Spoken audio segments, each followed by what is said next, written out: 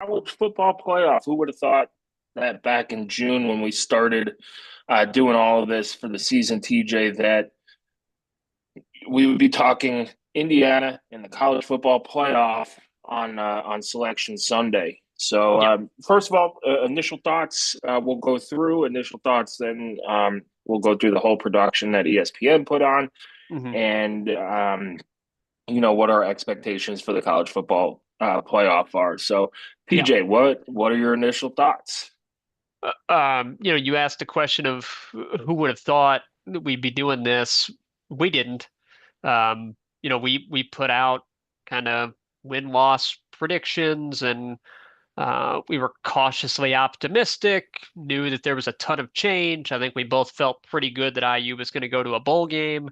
Um, but I mean, 11-1 and making the college football playoff is just beyond my wildest hopes for this season. Um, it's been a real fantastic ride, and it's not over. Uh, Initial thoughts is that we knew Indiana was going to be on the road, and this is as good of a draw in the first round as I think, could have realistically expected or hoped. Um, Going into championship week, it was looking like there's a decent chance that we could play Notre Dame. Um, Yeah, it was. We knew that we weren't going to play Georgia because they right. were either going to move up or move down with the results. So Yeah. I forgot we didn't tell everybody when IU's playing, who's IU playing, Oh, and what true. they're seated. True. So They we probably jumped know the that, gun but on all of that. yeah. So Indiana drew the 10th seed in the bracket. They Right. will travel to South Bend to play Notre Dame. I would say dream matchup. I mean, IU and Notre Dame were slated to play in the 2030s, but now you got this matchup sooner than that. So yeah, going in, IU came into this championship week seeded 10th, ranked ninth, and then I think somewhere between the SEC game and the Big Ten games, you started to see the cards fall that IU Notre Dame Right. was a real possibility. And then when Texas got that 5 seed, you knew for sure they were probably headed to South Bend. Yeah. Yeah. The only other real possibility was that it would be Penn State. Um, with how they would view Penn State. I think once that Big Ten game was really competitive, uh, it became clear Penn State probably shouldn't fall very far for a competitive loss in a conference championship game against the number one seed. Um, so it became pretty clear, okay, it's probably not going to be Penn State. They'll be 5 or 6. Texas will be the other 5 or 6. And then that leaves you with Notre Dame. Um, we knew that Ohio State and Tennessee, nothing that their resume wasn't going to change. They weren't playing.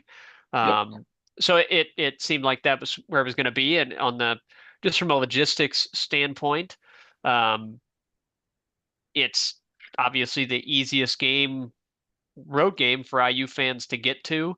Yep. I would expect a pretty good contingent of Hoosier fans to be wearing red. Um, Not if the ticket info is correct.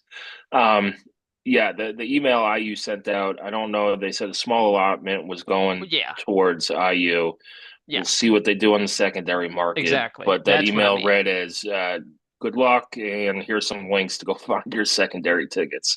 Yeah, yeah. I don't think obviously, they're locked into what they can do with the school getting a number of tickets, but I do think a decent number of IU fans are gonna get, overpriced tickets on SeatGeek, StubHub, Game Time, whatever, um, and make their way to South Bend.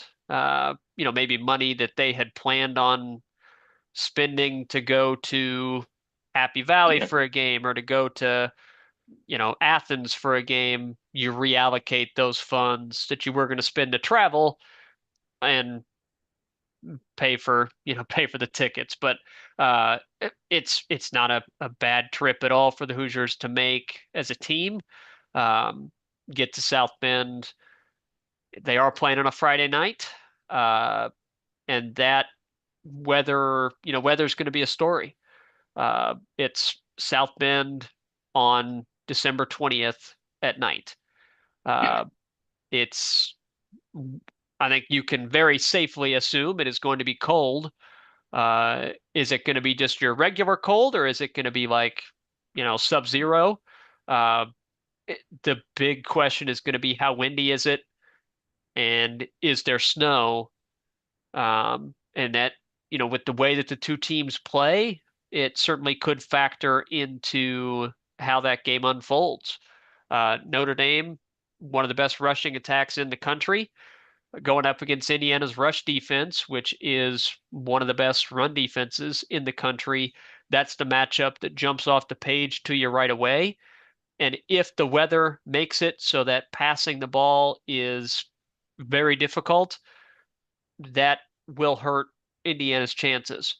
Um, doesn't mean Yeah, that IU can't go there and win, but Indiana would prefer to just be a cold. regular cold, not windy, not precipitation.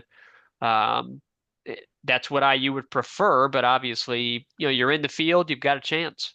And that's the big story coming out of it. And it's an in-state, I don't want to say a rival No, necessarily, they but haven't played since 1991, but there's yeah, a lot of in-state.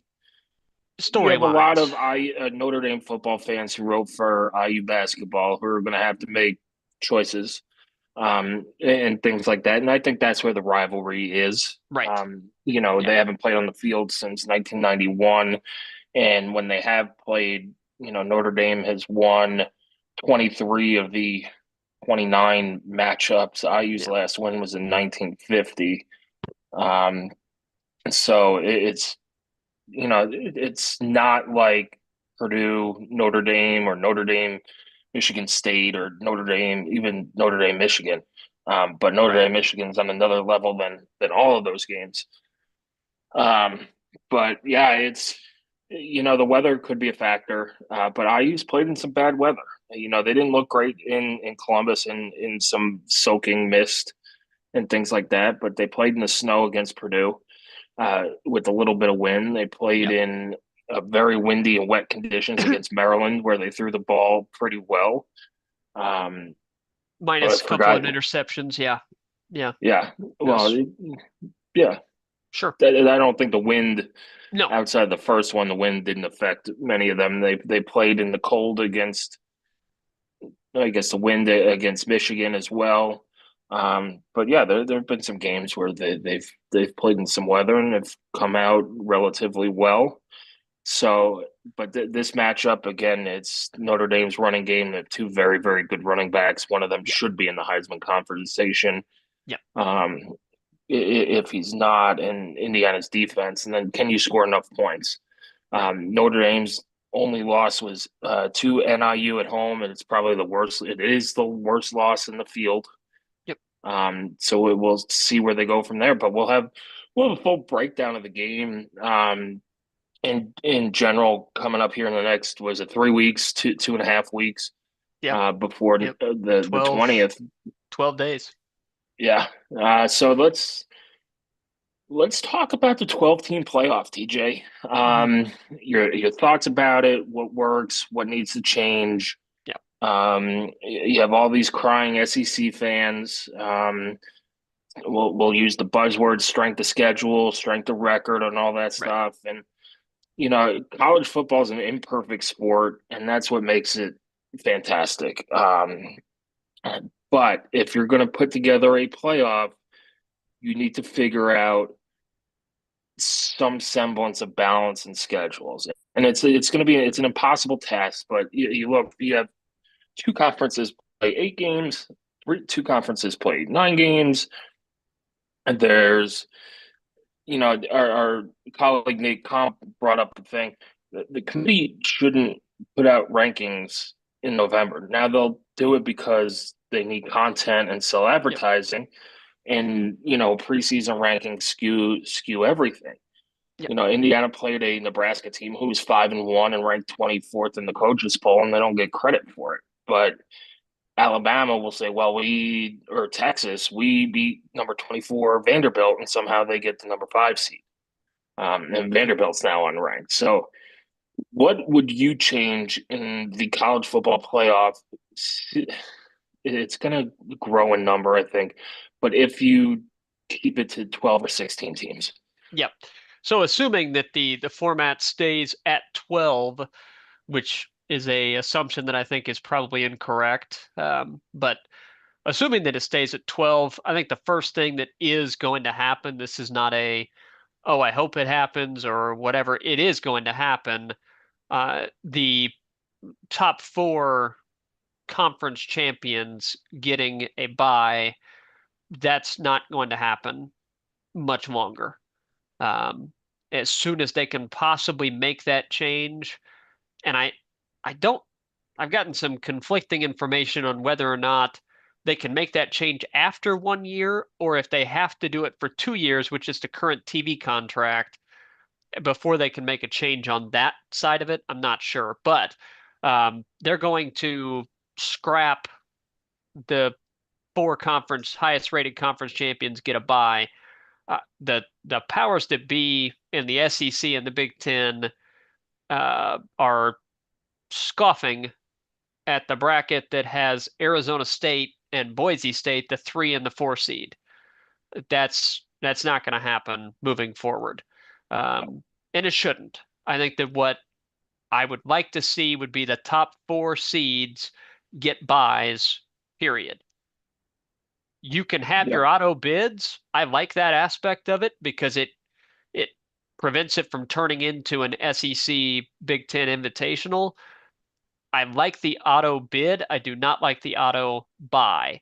So that's going to go away. I think you'll see the top 4 seeds, and then your 5 highest rated conference champions will be automatically included in the field, but they are seated wherever they're ranked.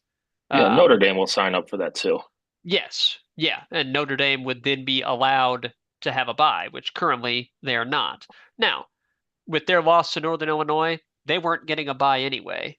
Um, I don't think, but according to the rankings, they would have this year. So um, I think that that's one I would like to see reseeding. Um, but if you make that change to the top four getting buys, it becomes less of a glaring issue to need reseeding. But I think you'll see that. Um, Beyond that, I don't think that there's anything inherently wrong with the current format if you make those tweaks on auto buys and seeding. I think that that would solve a lot of the problem. I know that no matter what format they use, there's going to be an issue. There's going to be arguments with those final couple of spots. Yep, it's You see always. it with the NCAA tournament. There are 68 teams included in that darn tournament, which I love.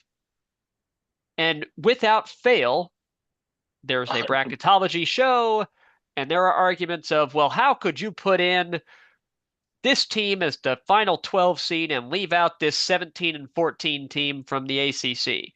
Or how could you put in this team over this mid-major?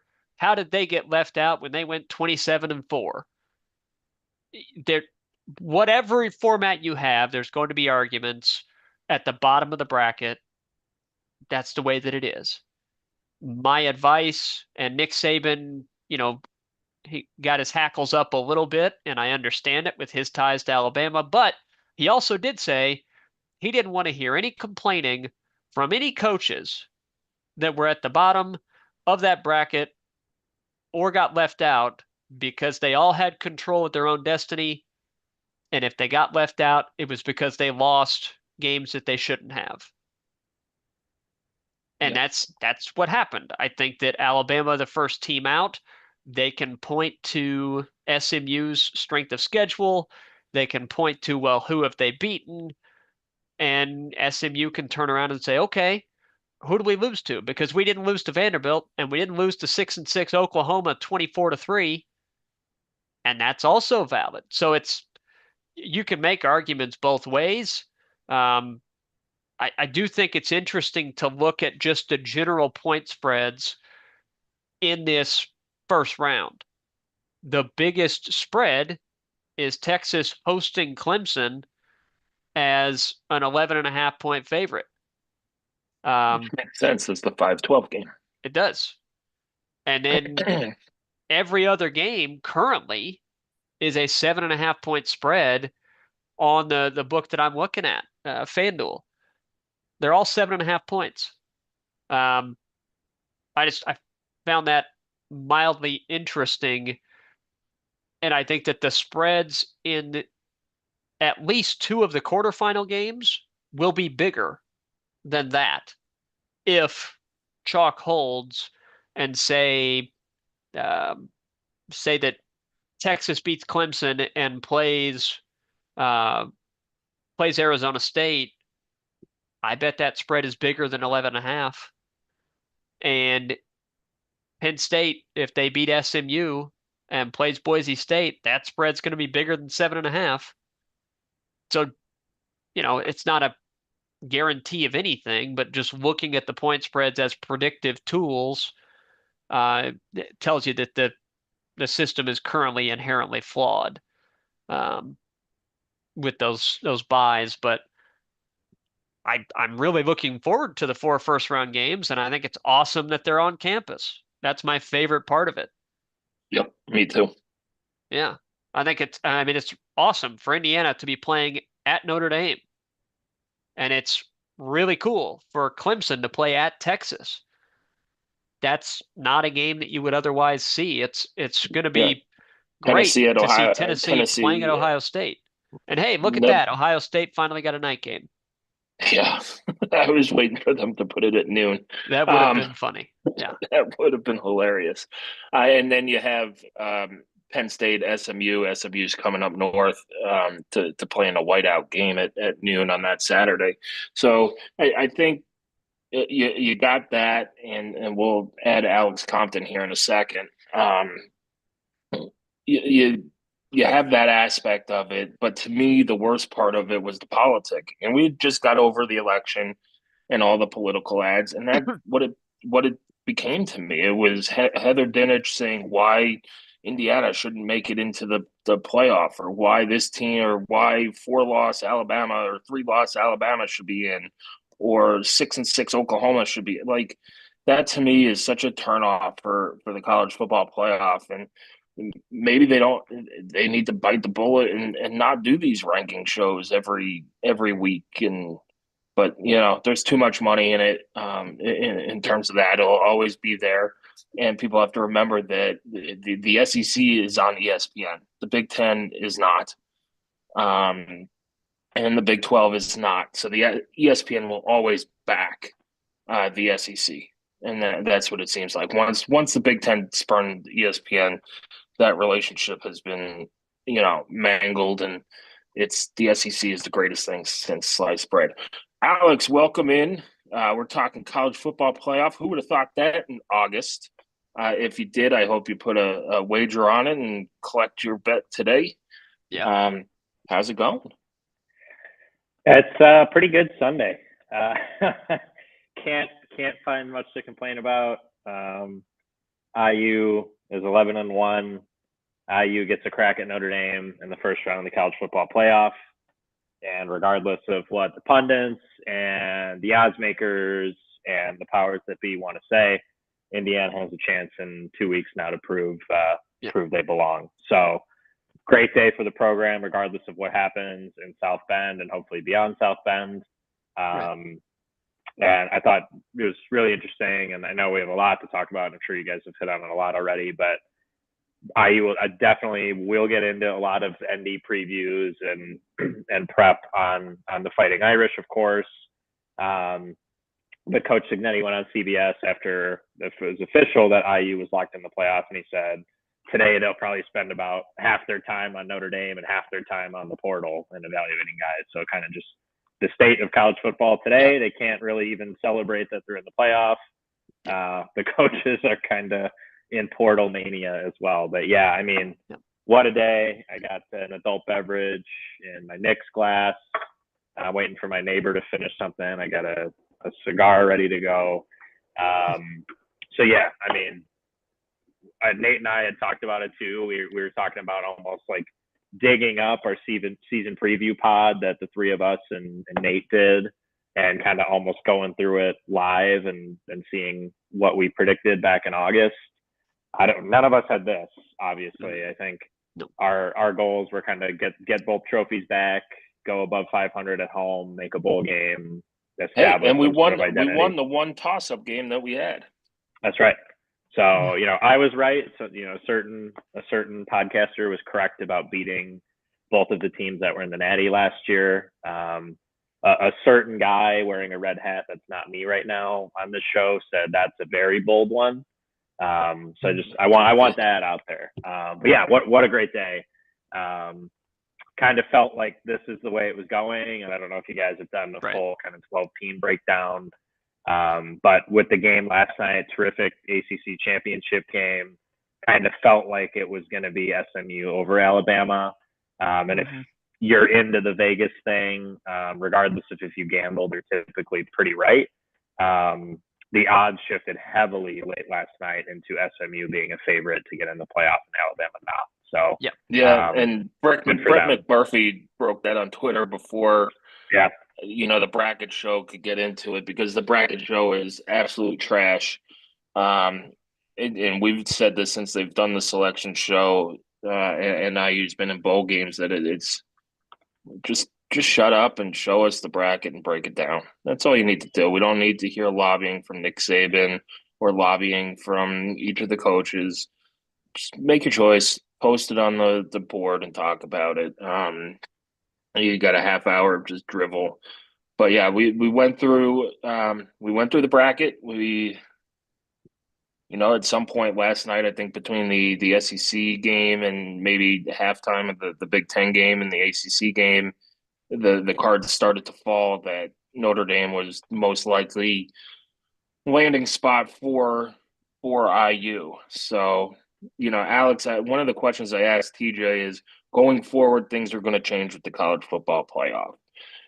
Assuming that it stays at 12 teams, it'll probably move to 16 teams. Without expanding or contracting the field, what would you change in the bracket or their process going forward?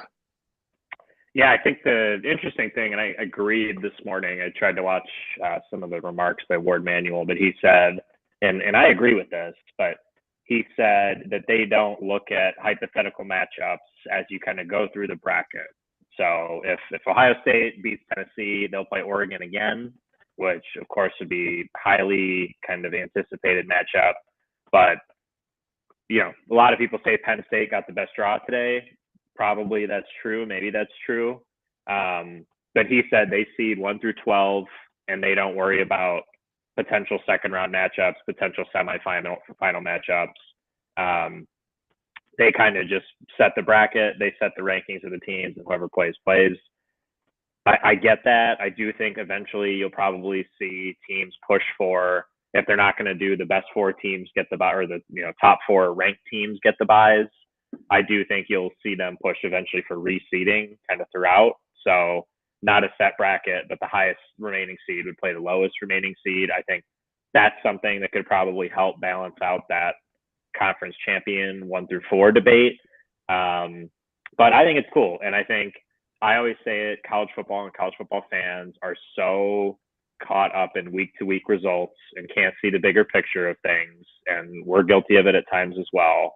But I don't think you can make changes after 1 year. I really don't think you're going to have another situation where Boise State sneaks in there.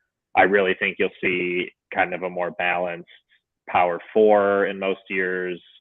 So I would hate to see a bunch of overreactions to one season Where, I mean, it honestly shook out as pretty much what you thought. You thought you'd get 6 or 7 or 8 Big Ten SEC teams. Mm-hmm. You got 7 for all the arguments about no one's going to schedule a tough game anymore. Alabama did not schedule a single tough game. They are out of the playoff because they lost to Vanderbilt and Oklahoma, not because of their non-conference schedule. So yep.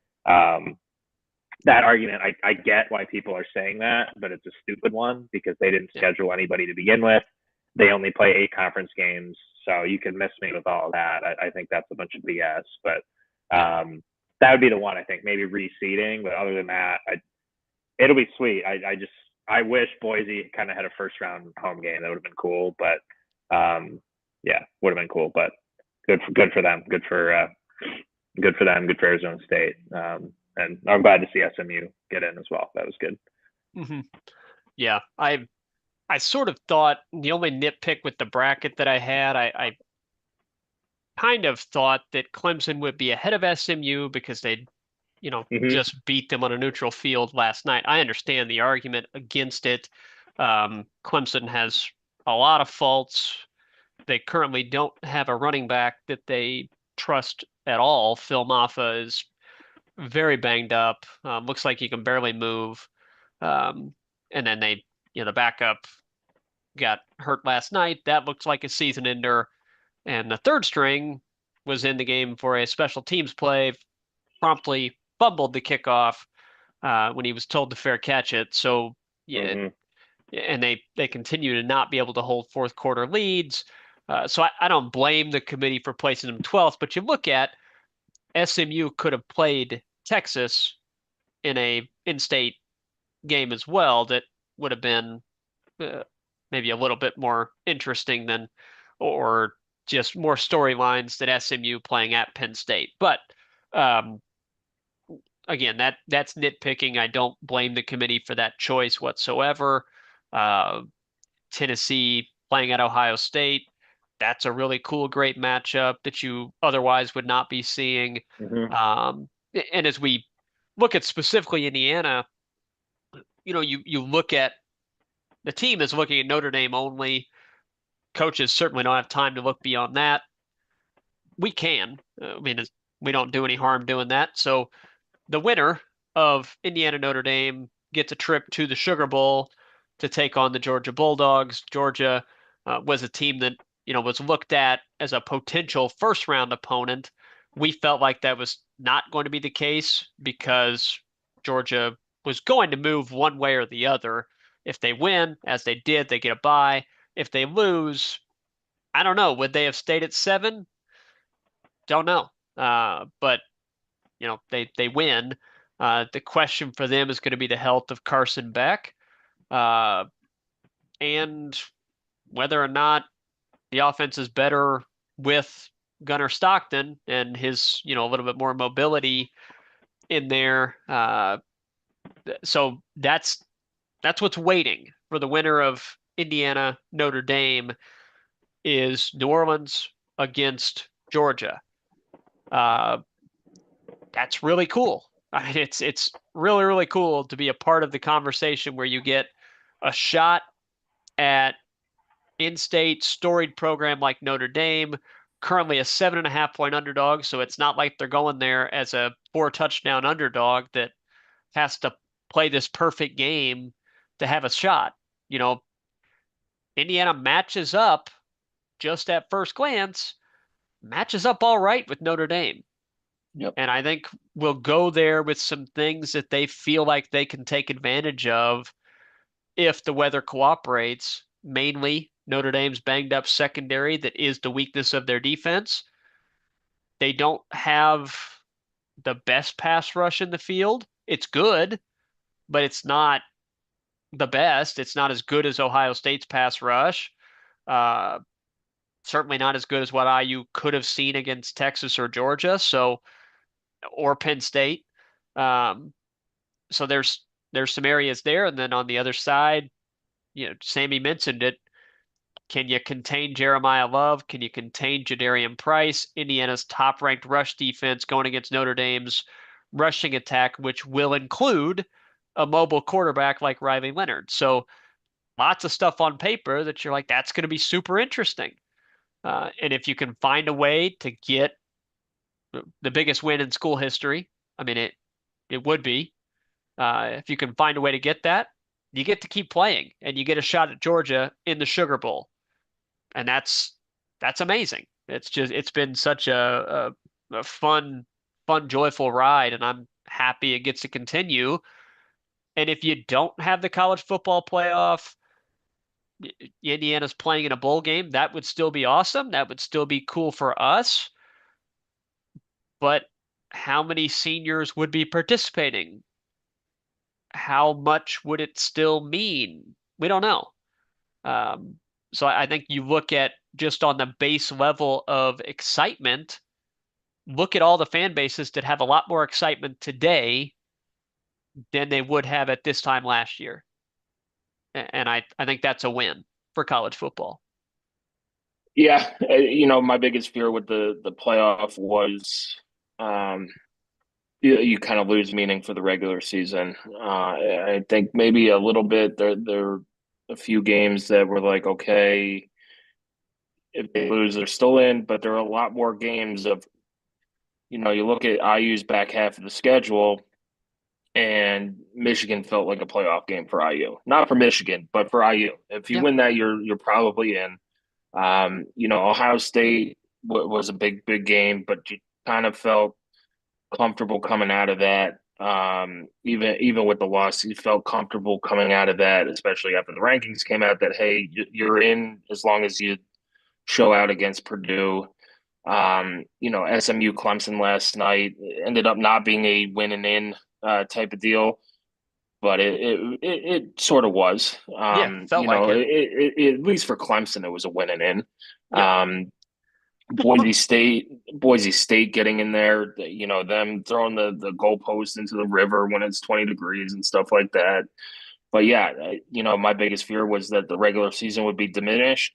I think if you start putting in these 3-4 loss teams, it does. That's why I think, and Nate said it, Alex, in our group text, uh, these preseason rankings need to be thrown out and not starting until like week 3 or 4, because you look at it, Nebraska's in there. They were ranked high, lost to Colorado or lost to us. End up going and lost to Illinois and end up losing, what was it, 5 in a row and barely get bowl eligible. Yep. People were giving Northwestern the benefit of the doubt too, that they would carry over their 8-win season and things like that. So, I mean, who knew that Vanderbilt would go and beat, at Alabama and Virginia Tech in the season. So I think there needs to be more information before they put these polls Well, out, other than that, yeah, they're and Michigan. Michigan was a top 10 team. They were, I think, ranked 8th in the preseason. Same with Washington. Like, oh, well, they were great last year. And I think with the portal, there you go. and how college football is, you don't know. And look, I take pride in writing all these previews early. It's really hard to do. It is really hard to see.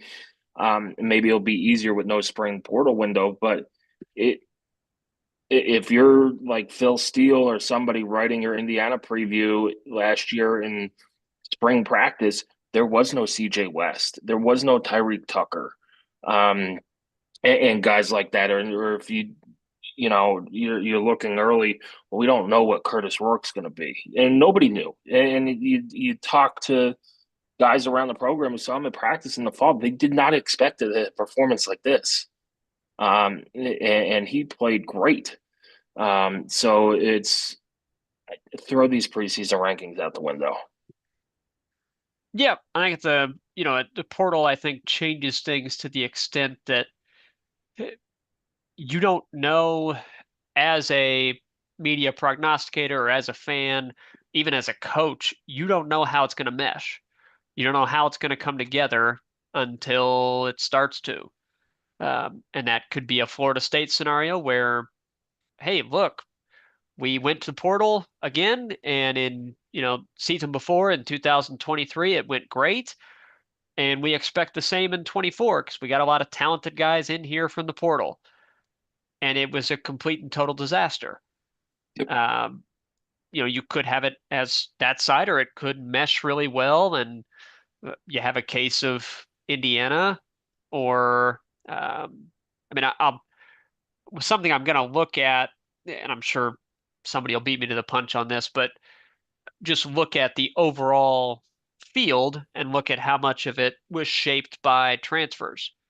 Um, from a numbers perspective or just from a meaningful contributors perspective, I think it's going to be pretty substantial.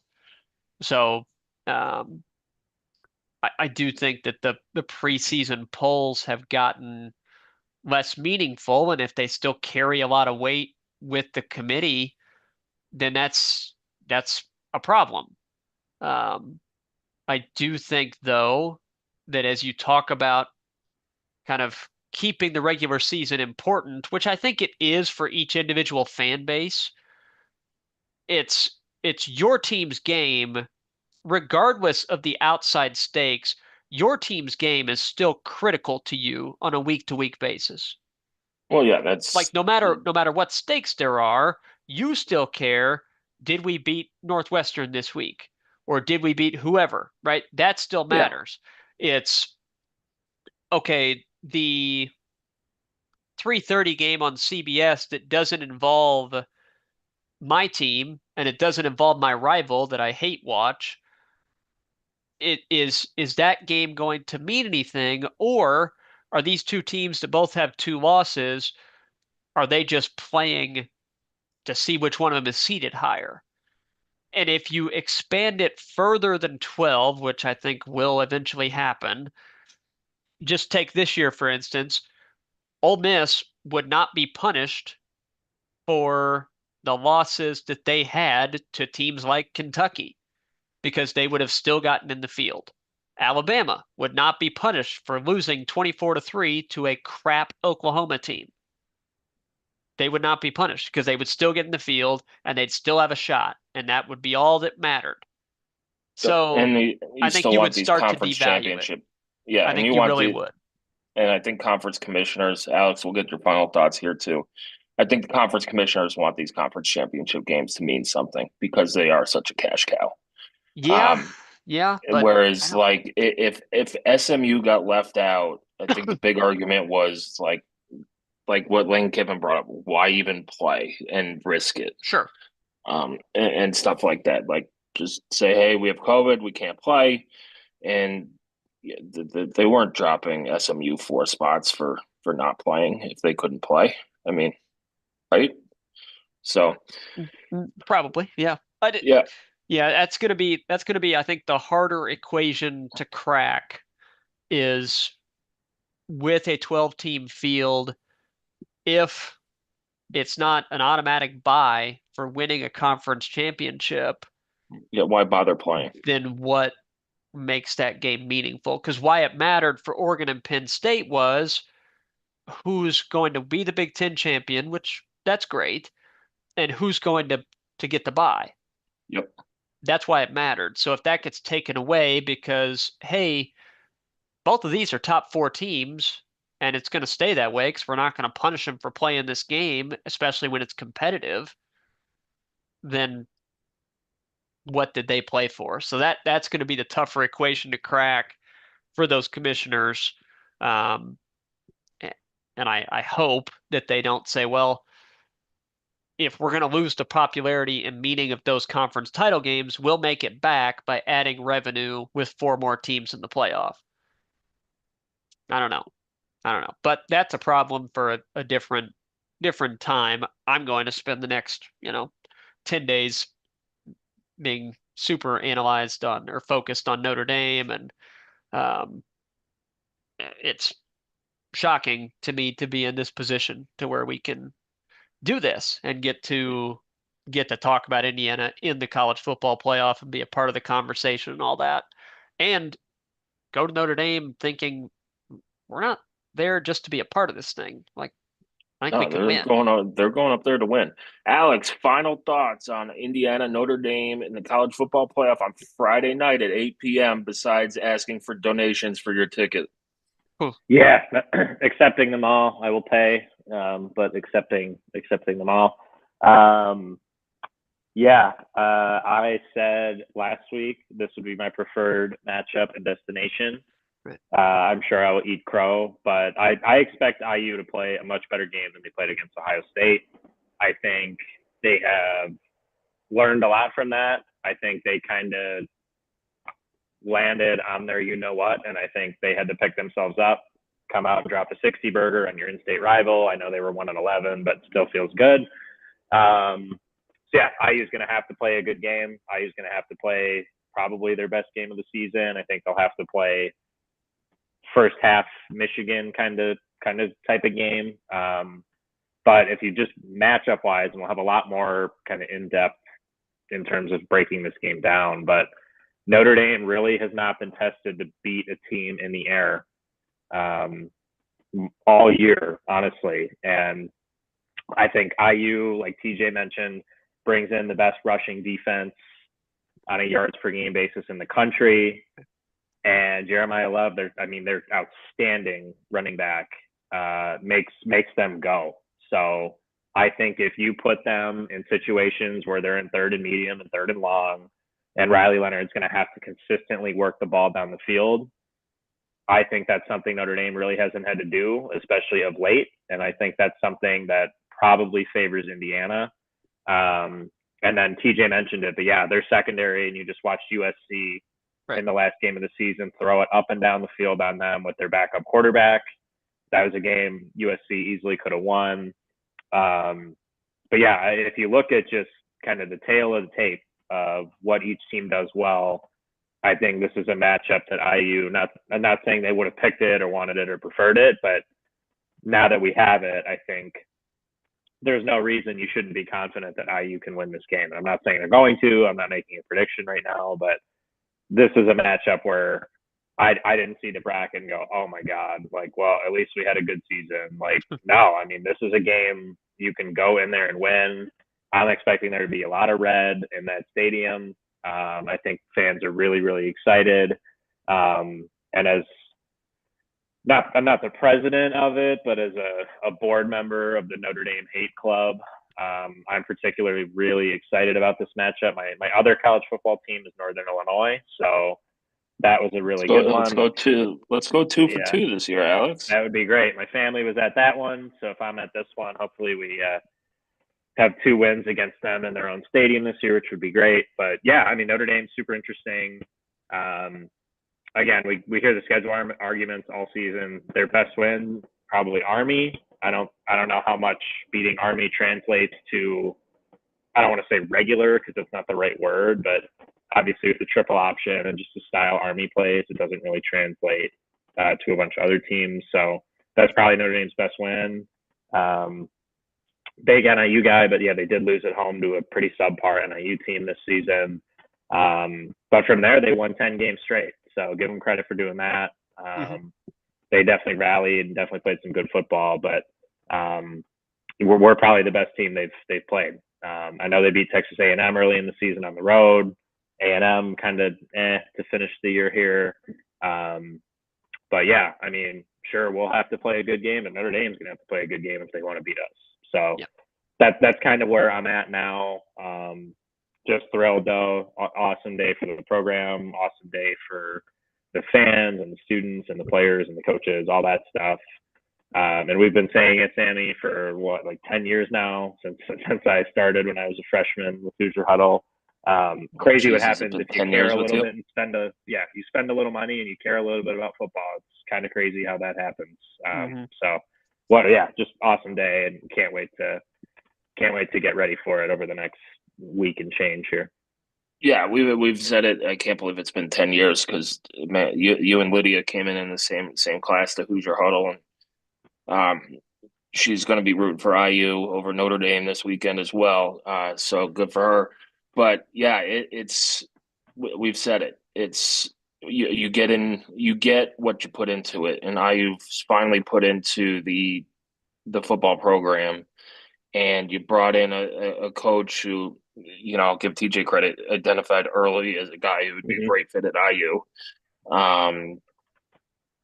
you spent the money and you put money into NIL. You got these players. You created a cool tradition with the towels at games. That's now IU football is a thing to do. It is a thing to do. You even look at the secondary market for regular season games. IU tickets are 10 times the amount of basketball tickets, and things like that.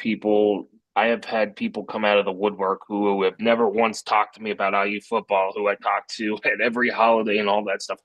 Well, how can we get tickets to the game this weekend? It's like, well, you'd be season ticket holders like I had told you to do 3 or 4 years ago. But it's amazing what this program has done in such a short time. And you're not, while the coaching staff is building towards next year in the recruiting, and just that's the recruiting calendar now. Yeah, this shouldn't be the ceiling. It's not the last stop on the ride, but it shows you what IU could do. Now, is it going to be every single year? I don't know. It probably won't be. But now you know that they can make the playoff. They can beat teams like Michigan and Washington and Nebraska and sell out Memorial Stadium and do things the right way. The big question for this game is who are your reversible jacket fans rooting for? Are you going to get the IU winter coats, or are you going to get the Notre Dame fall football windbreakers out there? I don't care. They can root for Notre Saturday. Dame. That's what they deserve. They can root for the Irish. I don't care. I don't want them. I don't need them. So, seen a lot of jokes about that already. Yeah, I don't care. They can root for Notre Dame. I could care less. Yep. The reversible jacket bowl. Alex has spoken. He does not care. Don't care. So yeah, yeah. Indiana Notre Dame kicks off on ESPN and ABC Friday night, December 20th at 8 p.m. If you're going to the game, bring a jacket, and you probably don't have to bring your wallet since you spent all your money on the tickets anyway. But good luck trying to find tickets. If people have ins on tickets, let us know, and we could share the word and things like that. But right now, it does not look like you're going to get tickets through IU. Notre Dame has their own season ticket lottery, which I would guess would drive down prices when that happens on December, I think, 10th.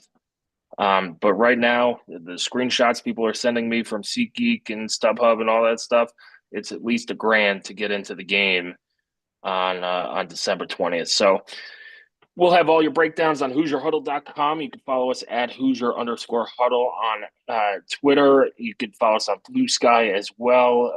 That's just at Hoosier Huddle. And then, rate, subscribe, like on YouTube, and enjoy the 12-day lead up to this game.